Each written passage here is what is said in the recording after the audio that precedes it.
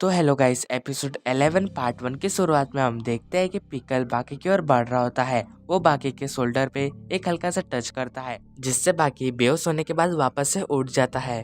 फिर बाकी सोच रहा होता है, मेरी बॉडी को क्या हुआ? मैं 30 मीटर ऊपर से गिरा हूँ। मुझे ऐसा दर्द महसूस हो रहा है जैसे बचपन में मैं झूलों के ऊपर से गिरता था। मुझे ऐसा लग रहा है कि मेरे डैड ने पूरा जोर लगा के मुझे एक जोरदार किक मारी हो। मेरे ऑर्गन्स, मेरे लंग्स एक भी अच्छी तरीके से काम नहीं कर रहे हैं। मुझे अच्छी तरीके से सांस नहीं आ रही है। पर तभी बाकी के मुझसे खून निकलने लगता है, लेकिन बाकी उसे बाहर नहीं गिरने देता और वापस से गिटक लेता है। फिर वो सोचता है, ये क्या था? क्या ये मेरा खून था? अभी मुझे मेरी बॉडी ऐसे फील हो रही है कि किसी ने मेरे ऊपर एक बड़ा सा पत्थर रख दिया है और मैं उसे ज्यादा देर तक नहीं सह पाऊंगा। और वही रहस्य ये देख के कहता है, इतने ऊपर से गिरने के बाद किसी का भी बचना नामुमकिन है, लेकिन बाकी अभी भी अपने पैरों पे खड़ा है। इसके बाद हम देखते हैं कि पिकल बाकी को देख के समझ चुका होता है कि उसके सामने जो खिलौना है वो अंदर से पूरा टूट चुका है। बाकी को बाहर से एक भी चोट नहीं आई होती है, लेकिन उसे अंदरूनी चोटें बहुत आई होती है। बाकी पिकल के साथ लड़ने के लिए तैयार तो था, मगर वो अपने शरीर को कंट्रोल नहीं कर पा रहा था। उसके दिमाग में उथल पुथल मची हुई थी।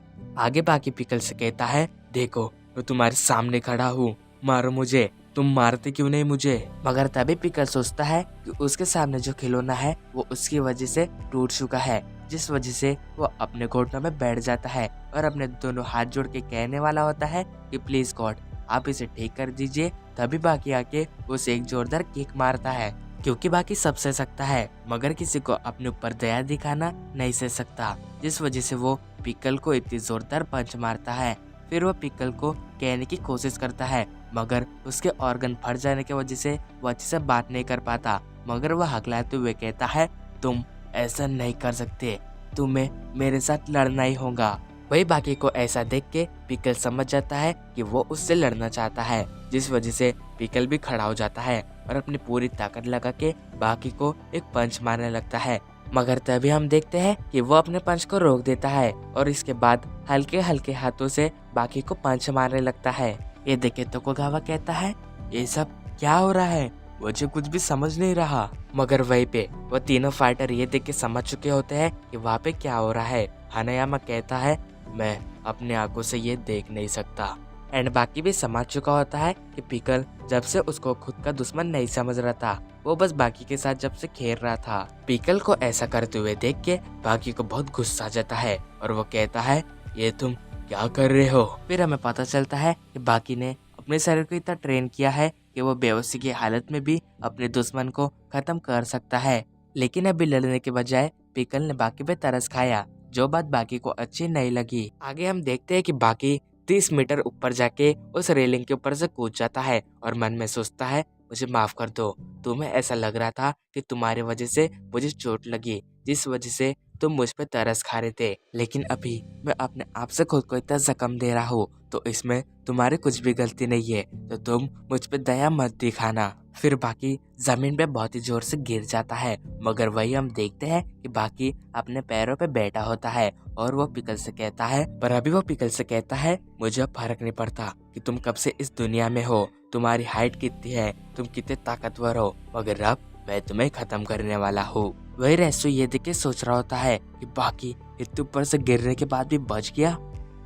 आगे हम देखते हैं कि बाकी के पैर कांप रहे होते हैं, उसका पूरा शरीर हिल रहा होता है। बाकी को देख के पिकल को कुछ भी समझ नहीं रहा था, क्योंकि उसने अपने जमाने में ऐसे जानवर देखे हैं जो जिंदा रहने के बाद भी मरने का नाटक करते हैं, मगर यहाँ पे कुछ अलग ही है। बाकी को इतनी छोटे लगी है, मगर वो भी ठीक होने का नाटक कर रहा है, जो देख के पिकल बहुत ही हैरान हो जाता है। फिर बाकी पिकल के पास आता है और उसे पंच मारने लगता है, मगर उसके दोनों पंच मिस हो जाते हैं। जिसके बाद बाकी पिकल को एक किक मारता है, मगर उससे भी उसे कुछ नहीं होता। पर तभी पिकल धड़ाम से नीचे गिर जाता है। के बाद पिकल फिर से उठ जाता है और बाकी के पास जाने लगता है, मगर तभी वो फिर से गिर जाता है। ये देखे तोकुगावा कहता है, बाकी ने तो पिकल को कुछ भी नहीं किया, मगर पिकल बार बार क्यों गिर रहा है? तो रेसु कहता है, मैं दावे के साथ तो नहीं कह सकता, मगर हमें ये बात तो पता ही है कि हम पिकल पे कितना भी हमला करे तो उससे उसे कुछ नहीं होता, क्योंकि उसकी चमड़ी और उसकी हड्डियां बहुत ही स्ट्रांग है, जिस वजह से बाकी ने एक नए तरीके से उस पर हमला किया। उसने अपने हाथ की एक हड्डी का यूज किया। अक्सर बॉक्सिंग रिंग में ये टेक्निक देखी जाती है। देखने वाले को लगता है कि वो उसके पंच से बच गया, मगर वो उसी पंच का शिकार हो जाता है और उसे खत्म कर देता है। तो तोकुगावा कहता है, हाँ मैंने भी इसके बारे में सुना है और आज मैंने ये देख भी लिया। फिर रेसु कहता है, बॉक्सिंग रिंग में एक बॉक्सर एक पंच को सह सकता है, मगर इस हमले को वो नहीं सह सकता, क्योंकि ये हमले से उस बॉक्सर का पूरा दिमाग हिलने लगता है, जिस वजह से उसको बहुत ही दर्द होता है। उसको कुछ समझ में नहीं आता कि उसे क्या करना चाहिए। और इस बार बाकी ने लगातार 3 बार पिकल के बॉडी पे इस अटैक को यूज किया है, जिस वजह से पिकल का सर पूरी तरीके से घूम रहा है। पिकल ने पहली बार इस अटैक को झेला है, जिस वजह से उसको कुछ समझ भी नहीं रहा कि उसके साथ हो रहा क्या है। लेकिन मुझे अपनी आंखों पे यकीन नहीं हो रहा, जो हम नहीं कर पाए वो बाकी ने कर दिखाया। और अभी ये देखना है कि पिकल इसके जवाब में क्या करेगा। और इसी के साथ हमारा एपिसोड 11 का पार्ट 1 एंड होता है। अगर आपको मेरे वीडियो अच्छे लगे होंगे तो चैनल को लाइक और सब्सक्राइब करके जरूर जाना। Thank you for watching my video.